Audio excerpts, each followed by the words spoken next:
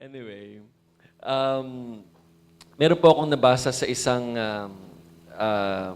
article na meron po isang lalaki na nakita niya po ang isang building. No? He saw a building with a signboard na nakalagay, Church on a Grill. Church on a Grill. Naging curious po siya at pumasok po siya doon sa building na yon. Lo and behold, it was a steakhouse. No? Steakhouse. So, since nandun na po siya sa loob, umorder po siya ng premium steak. And sabi po niya, in fairness, masarap po yung steak na kinain niya. Pero hindi po siya nakatiis at tinanong po niya yung waiter. Sabi niya, bakit church on the grill? Sabi ng waiter, we used to be a church. Sabi niya, dati kaming simbahan. In fact, I was the pastor back then. Sabi ng waiter. And one time, nag-raise kami ng funds, we decided to sell steaks. It was so successful, sabi niya. And then we decided to close the church and continue with the steakhouse. Grabe, no? Sabi ko nga, there's nothing wrong with fundraising or selling steaks. May mali doon. There's something wrong when church loses her focus. Kasi, ano ba ang agenda ni Lord sa simbahan? Dapat ito ang maunawaan natin. And we as an individual, as follower of Jesus, if we profess that we are follower of Jesus, dapat alam din natin, ano ba ang agenda ng Diyos sa buhay ko bilang bahagi ng simbahan? Kasi kapag nawala yung focus natin, talagang darating tayo sa punto na, ba't ba ako nagsisimba? Ha? Dapat nagpapahinga na lang ako ngayon. No? Ba't kailangan ba ako batid ng life group? No? May buong araw ka napagod. Kailangan magbasa ng Bible. Yung mga ganyan, di ba? Once you miss the point of being a follower, mawawala ng kahulugan lahat ng ginagawa natin kay Lord. No? Lalo-lalo na ang simbahan in general. No? Once the church loses its focus, talagang mawawala ang kahulugan ng agenda ng Lord sa buhay natin as a church. And bilang isang church, meron tayong isang pinanghahawakan. No? Lahat ng simbahan ng Diyos, kung merong isang verse na panghahawakan tayo, ay yung verse doon po sa Matthew chapter, okay, nakauna ba yun? Nakasaksak na ba yun? Okay. Sa Matthew 16, yung binasa natin kanina, okay, yung power. Yan, Matthew 16:18, nang sinabi ng Lord doon, I will build my church. Ito ay pangako ng Diyos sa lahat ng simbahan. No? I will build my church. Ito, we hold on this promise sa pangako ng Panginoon sa atin. Pag-uusapan natin ngayon ito. No? Sige, tayo po sandali yumuko at manalangin. Salamat po, Lord, na you love this church. And kaya nga po kami ay maingat na nakikinig sa inyo, Panginoon. Remind us, Lord, as we receive from you today, tonight, Panginoon, ano man po ang mga kalagayan ng puso namin, ano man po ang pagod at dalahin namin ngayon, Lord, ang agenda mo sa gabing ito, ang siya naming tatanggapin. Give us rest in your presence, Lord.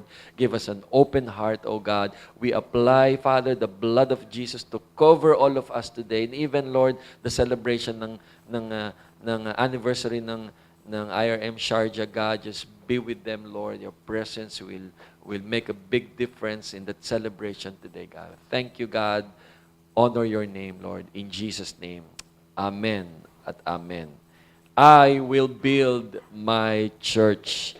Yan po ay mula sa mga bibig ng ating Panginoon. When we talk about building the Church of Jesus, dalawang bagay po ang ating pong dapat maunawaan bilang bahagi ng simbahan. Unang-una, dito nga po sa Matthew 16 to 18, okay, announcement muna. Ay, hindi. Ano ba? Yung announcement. Hindi. Wala yata yung announcement. Ayun. Matthew 16 to 18. Okay. Sabay-sabay mo natin basahin. 1, 2, 3, go.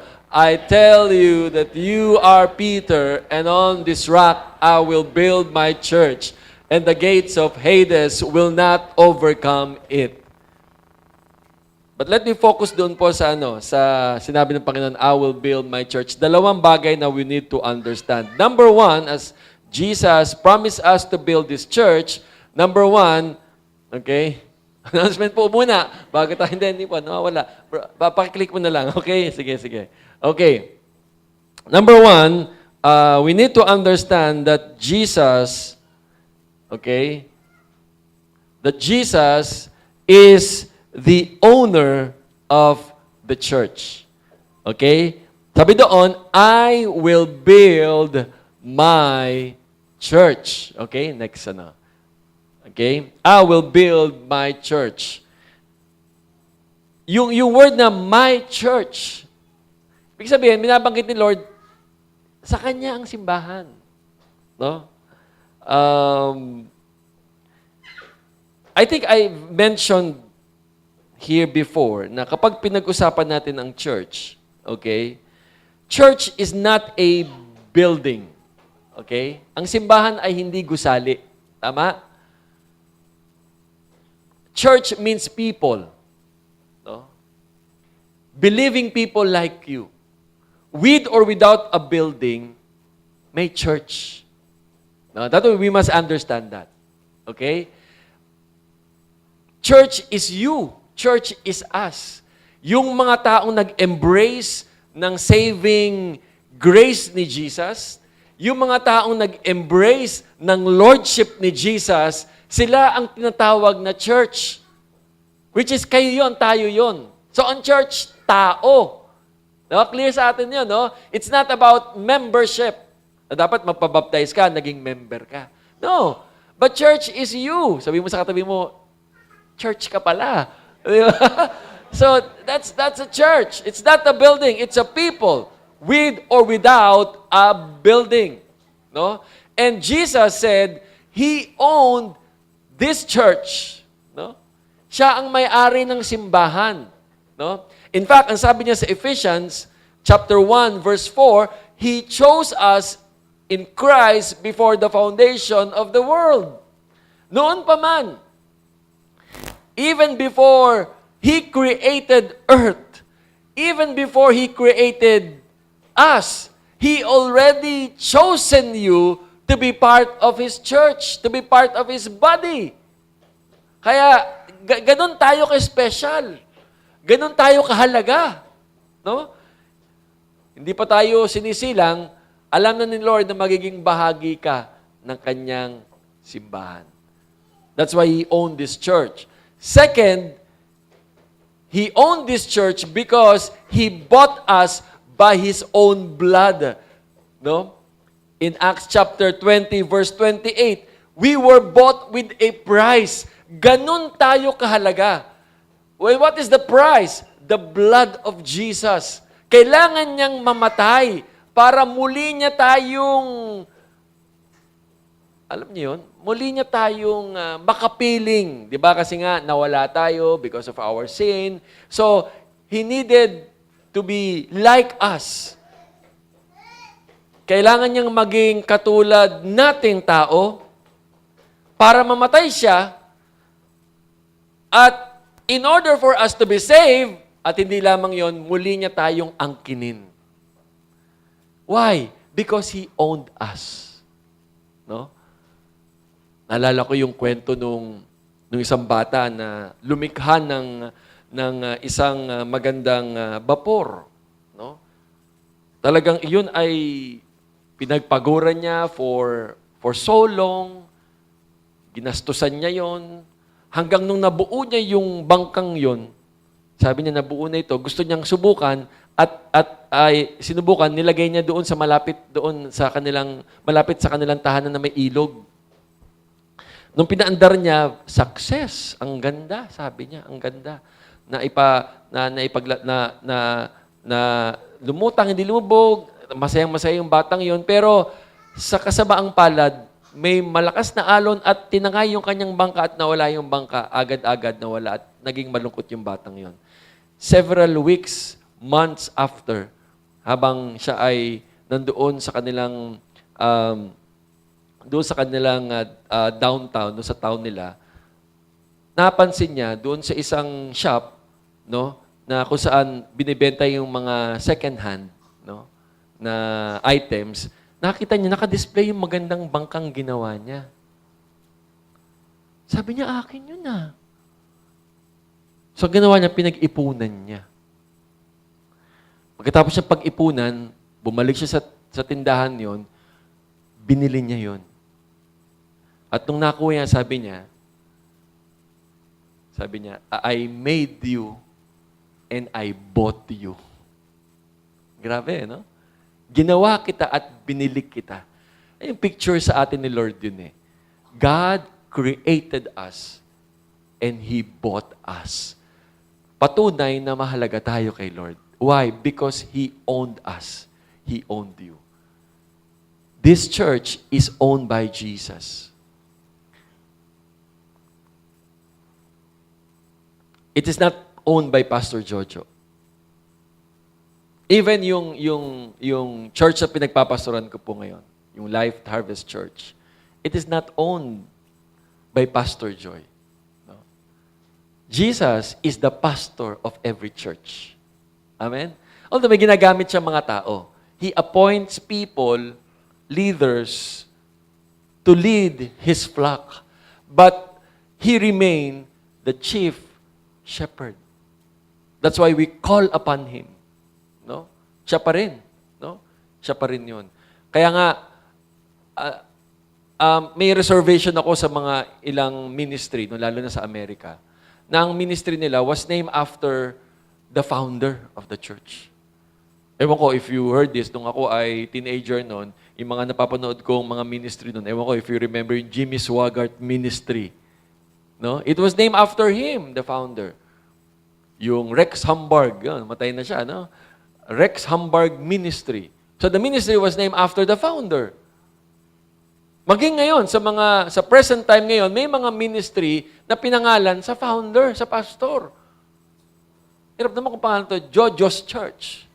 Ano, bakit? Diba? Ano, di bagay. Di ba? At least, Joy's Church. Di ba? At least, ganda, di ba? Di ba? At pag nakita, masaya mga tao dyan, di ba? Oh, di ba? Pero di ko papayagan yun. Di ba? Tapos Pastor Joy, Joy's Church, di ba? So, ang hirap naman na gano'n, di ba? Kasi, ang naitataas yung pangalan ng pastor.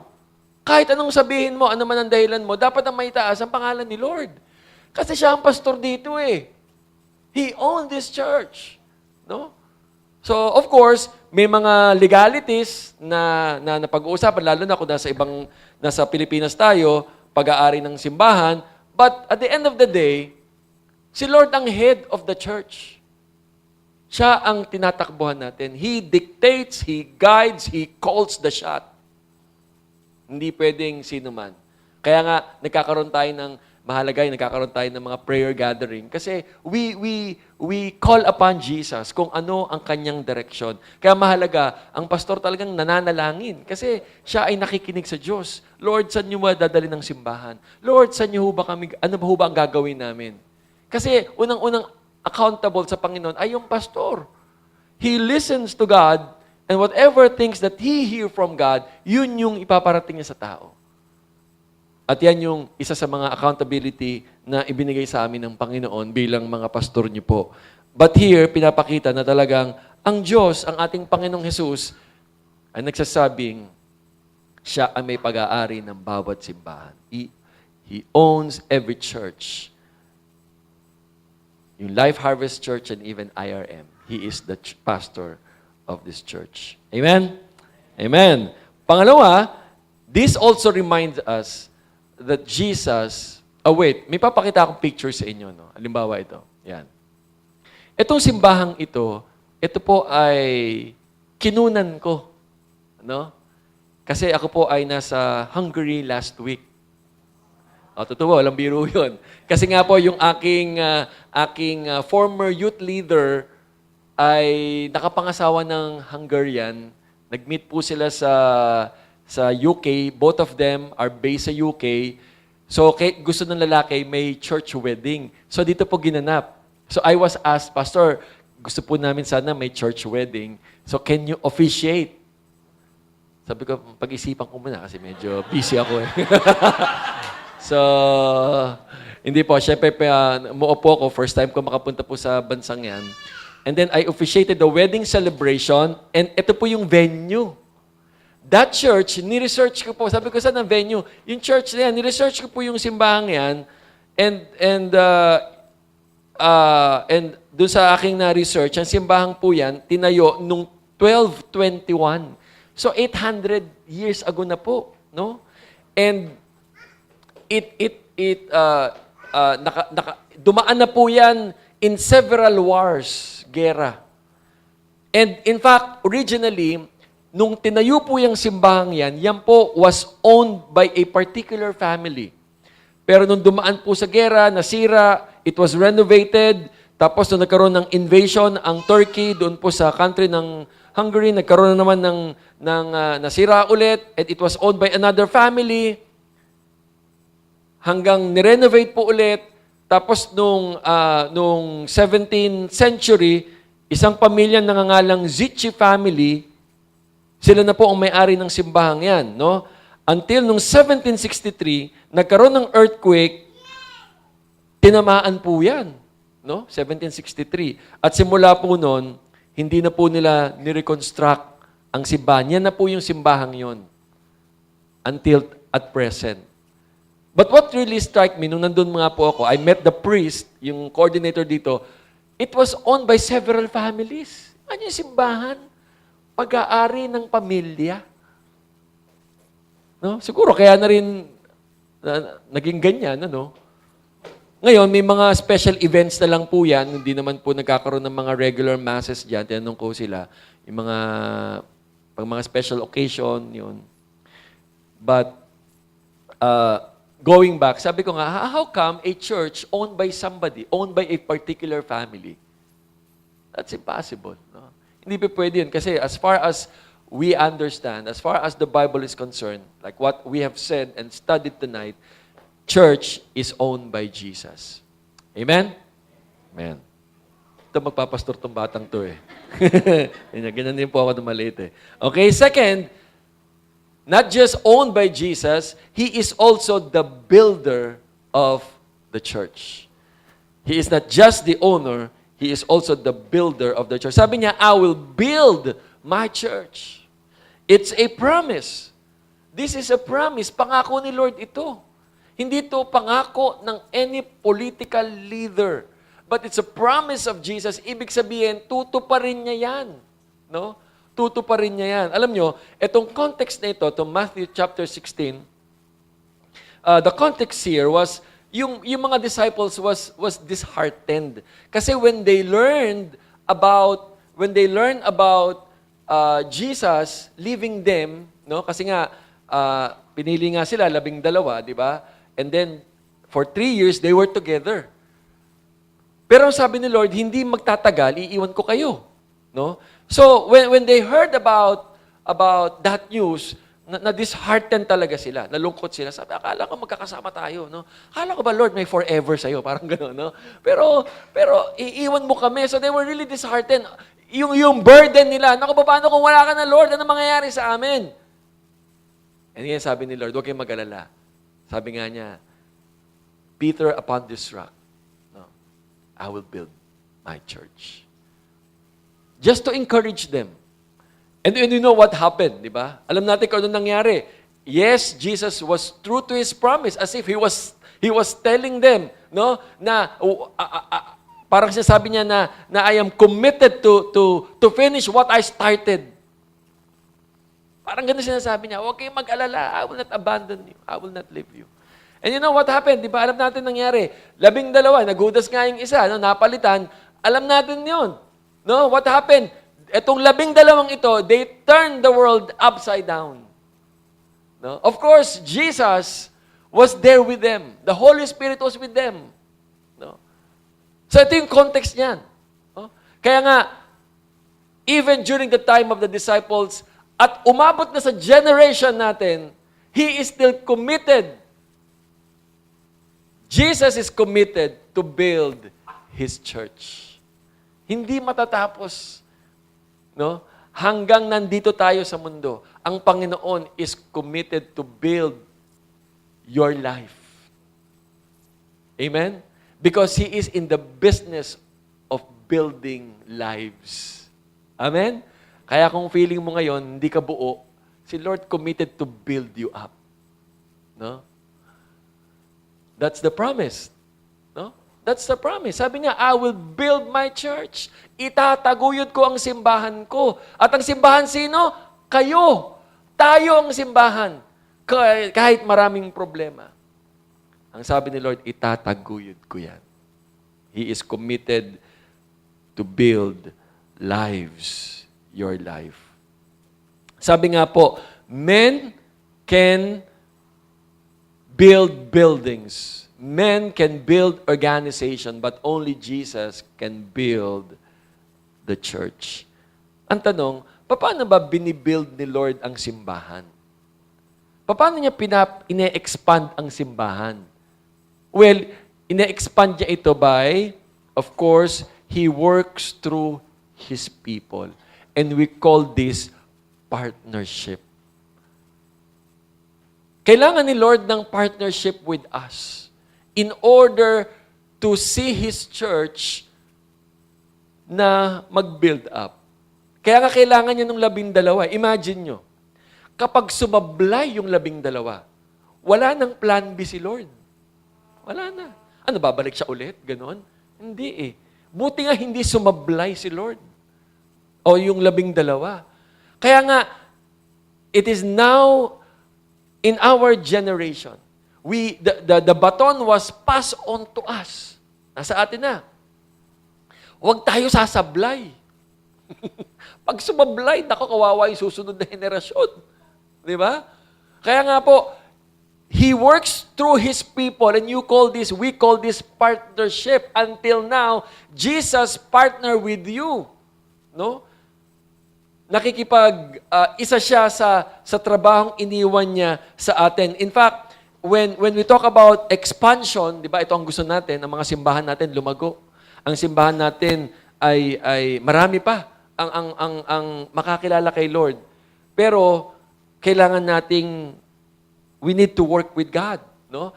Here in 1 Corinthians, okay? In 1 Corinthians chapter 1 Corinthians chapter 3 verses 5 to 9. Look at this, yung partnership ni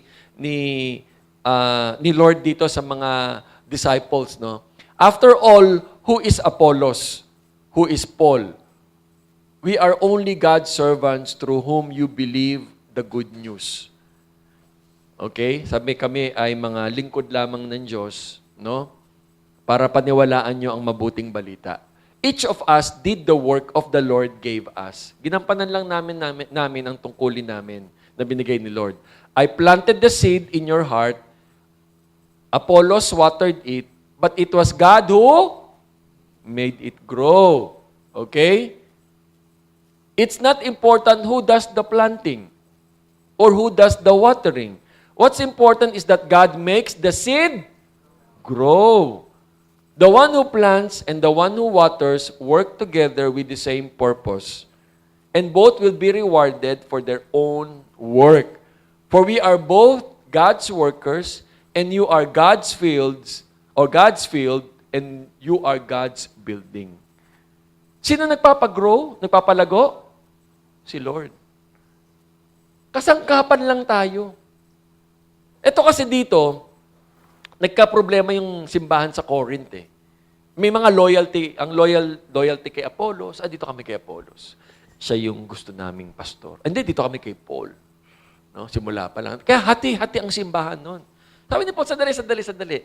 Kaya tayo nagkakagulo dito eh. No? Tandaan natin, lahat tayo may role dito. No?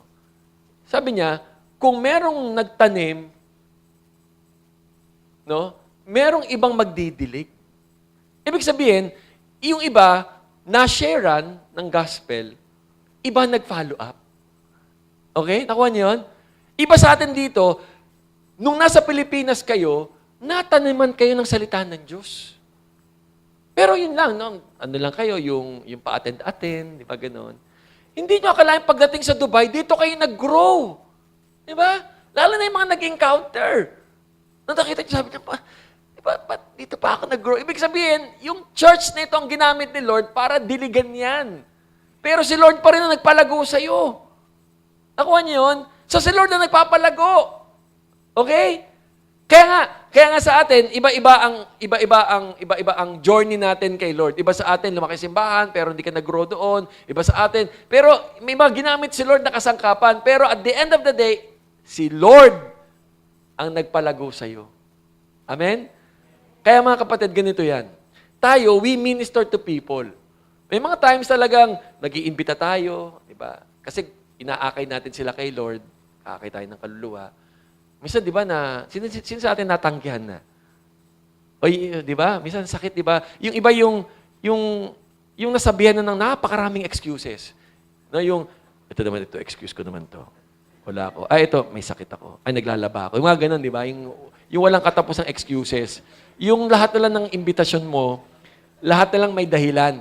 Alam nyo, syempre talaga nakakasakit ng loob, di ba? Lahat ginagawa mo.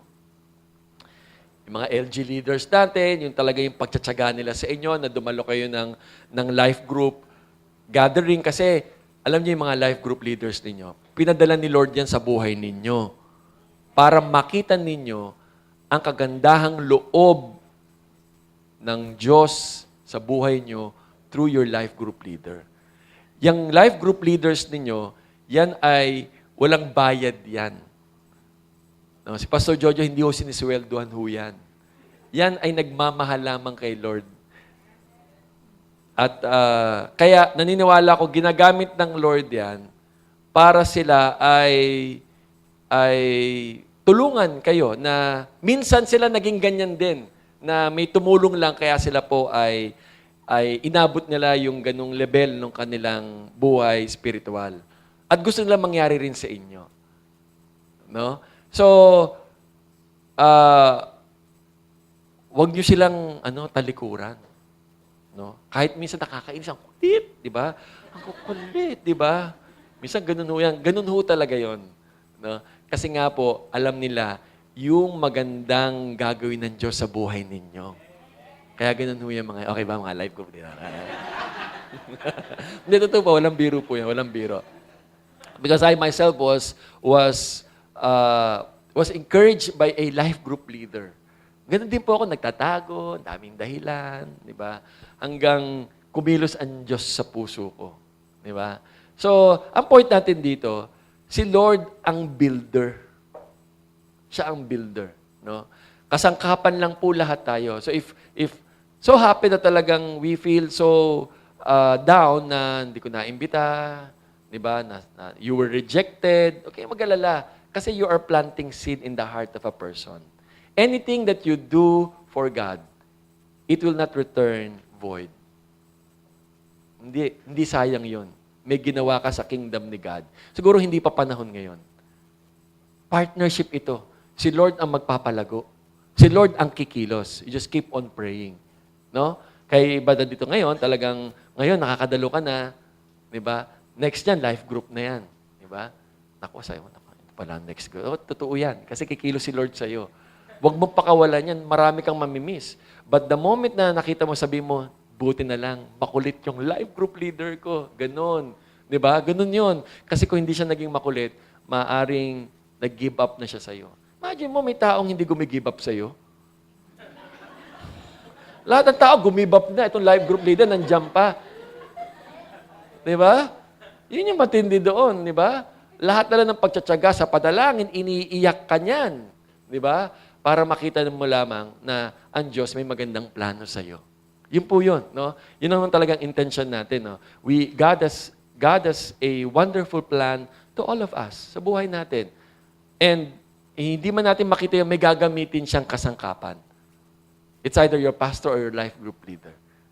But the point here, God is in the business of building lives. That's His promise. Kaya magpasakop ka. Hindi mo pagsisisihan. Oh? Kung feeling mo ikaw yung matigas na ulo sa life group ninyo, ako yung pinakamatigas na ulo dito, sigurado. Ako yan. Pag nagde-devotion, hindi ako nagde-devotion. Alam mo, pasakop ka, malaki ang gagawin ng Lord sa iyo. Nag-celebrate kami ng 1 year ng anniversary in church kanina. We celebrated our first year anniversary. Although it has been in existence for the last 8 years, pero rough road ang church nito until we come together as one team. No? Kasi nga, I also celebrated my first year as a pastor here in Dubai. Doon nga po simbahang yon. Sabi ko nga, ito yung mga accomplishments natin for God's glory, by the grace of God, di ba? Yun, we were able to implement the vision and everything. Lahat. Andun, yung mga baptism, yung mga, sabi ko, ang dami, no? Pero sabi ko, hindi mapagpapalit. Sa lahat ng mga nangyari sa atin, yung mga SOL, encounters, hindi mapagpapalit ang mga buhay na binago ni Lord. Grabe, dahil sumunod kayo. Ganon, yun yung masayang, masayang pakiramdam na nakita mo na kumilos ang Diyos talaga. Lord, sabi nga ng isa nagpatotoo, Lord, totoo ka. Sa buhay ko, I am standing before you. Nagtumayo siya kanina, naranasan ko na ikaw, O Diyos, totoo ka sa buhay ko. Sinabi niya yung buhay niya dito sa Dubai, nakulong siya, lumaya, ganon. Pero ngayon sabi niya, I'm here standing before you. I finally found a home. Sabi ko, grabe, sabi ko, yung testimony na yon, hindi mo mapagpapalit yun, yung mga binago ni Lord. Alam mo, maaaring nandito ngayon, pero may mga things na kailangan baguhin sa'yo. Kasi ang Diyos naman, He's not yet done with us eh. Always remember that, no? Na He's not yet through with us. Habang buhay tayo dito, may binabago si Lord. Di ba sabi nga niya, He's changing us from glory to glory. Magpasakop ka lang. Patuloy mo lang hayaang tulungan ka ng life group leader mo or ni Pastor Jojo, you will see a big difference in your life. And you will see ganito pala. Sabi nga, taste and see how good God is in your life. Pagbigyan mo si Lord. Buti, ang first step, andito ka na. O maaaring bisita ka ngayon, praise God. Merong plano si Lord sa buhay mo. Amen? Di ba? May plano si Lord sa buhay mo. No? Ang Panginoon, siya ay nasa business of building life. Okay? There's a story that I would like to share to you. No?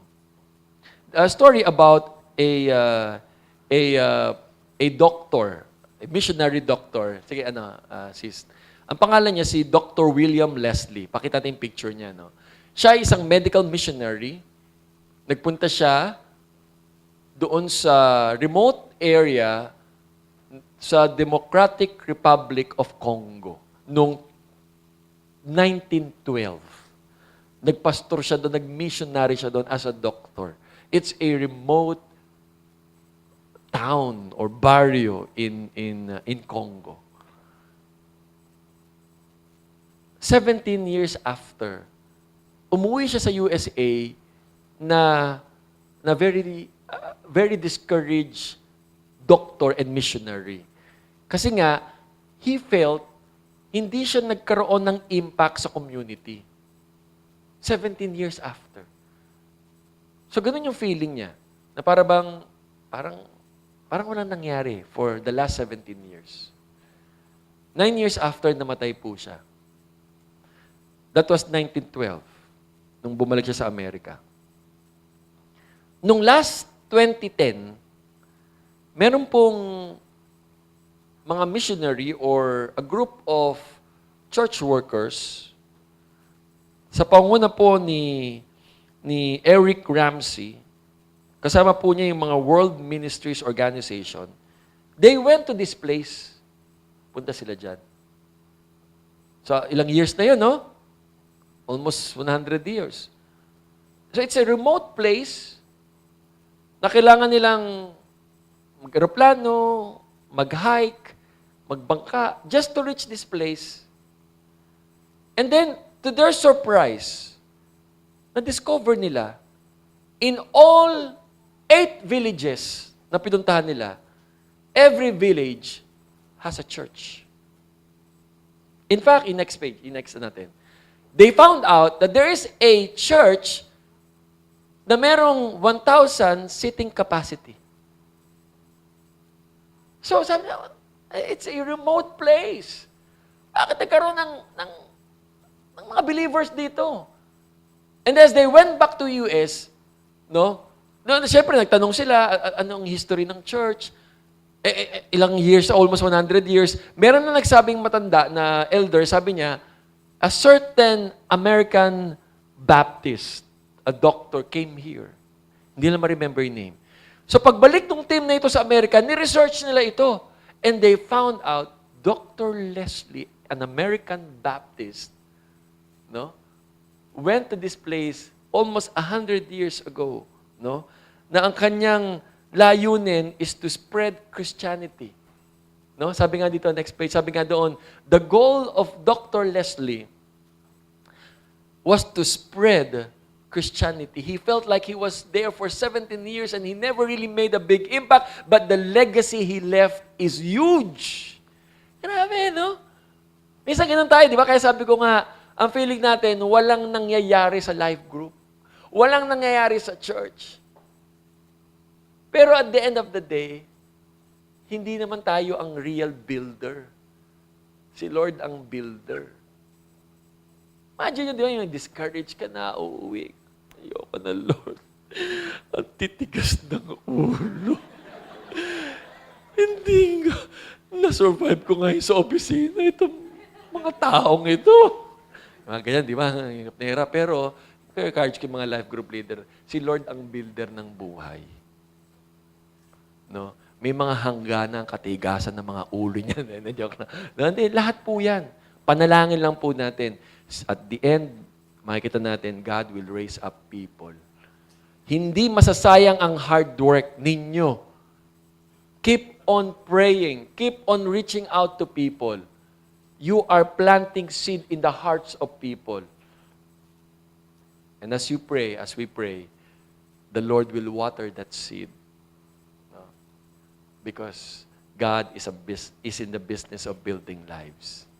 Amen? Sa verse na ito, tignan nyo, we just keep on doing it. Sabi dito, Jesus explained, nung sinabi ng mga disciples, kumain ka na ba, Lord?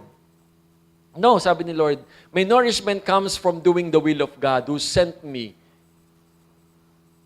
and from finishing His work. You know the saying, 4 months between planting and harvest. But I say, wake up, look around, the fields are already ripe for harvest. Gumising ho tayo. Look around you. The fields is already ripe for harvest. Hinog na. Sabi dito, the harvesters are paid good wages. The fruit they harvest is people brought to eternal life. Kaluluwa. What joy awaits both the planter and the harvester alike. You know the saying, one plants, another harvests. And it's true. I sent you to harvest where you didn't plant. Others had already done the work, and now you will get to gather the harvest. Sabi niya dito, nang ginuhitan ko, wake up, look around. The fields are already ripe for harvest. Who are, or what are your field? Who are your field? That's your family. That's your flatmates.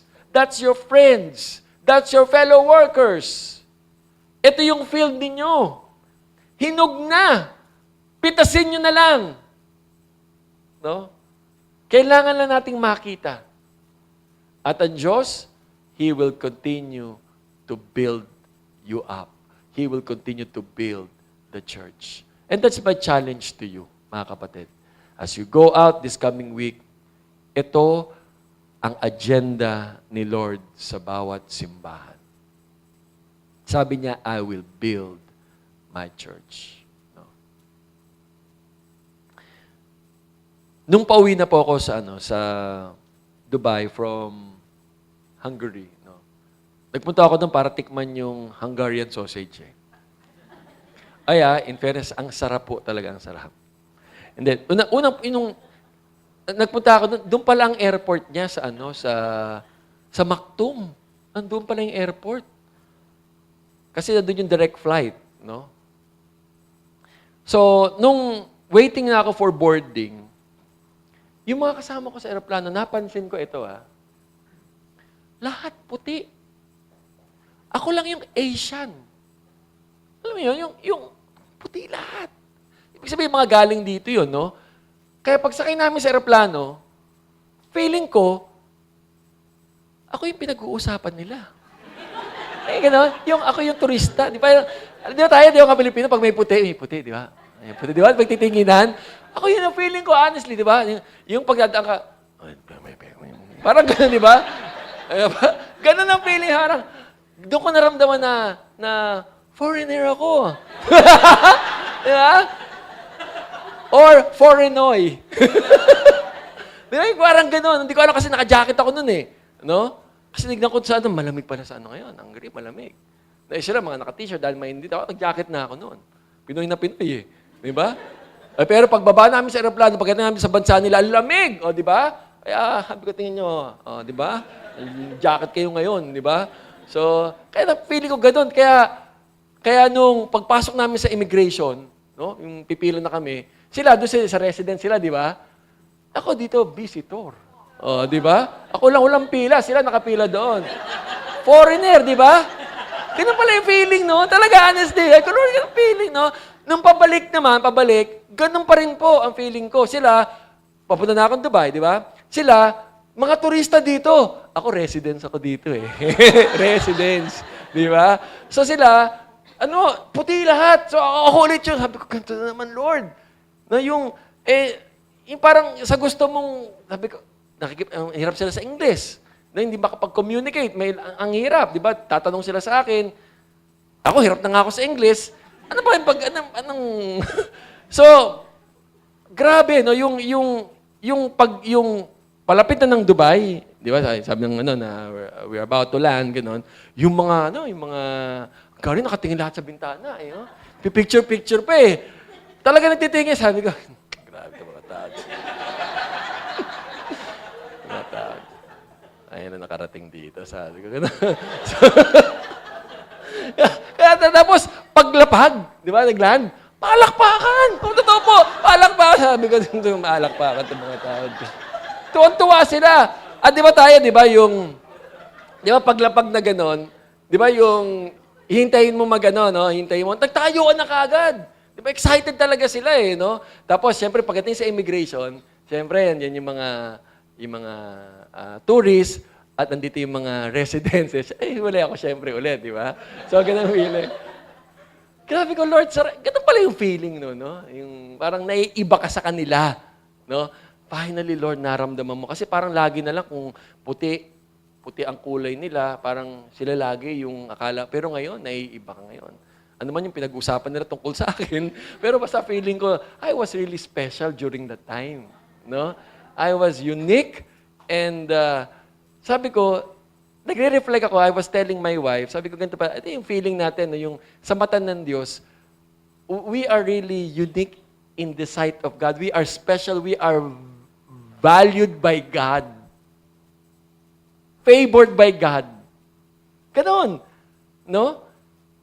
In fact, hindi lang valued and favored by God, nangako pa siya that I will build your life.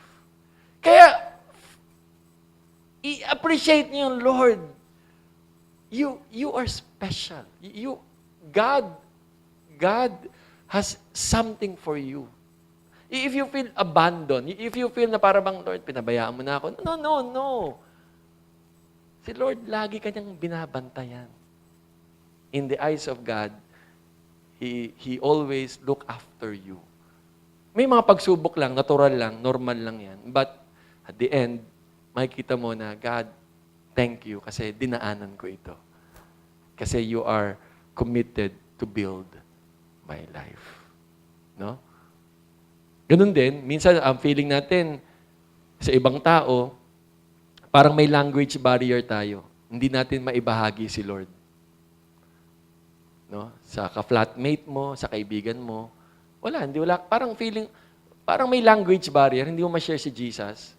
Sana alisin natin yon. You are valued by God, you are valuable. No? Share that experience to others. Kasi si Lord gusto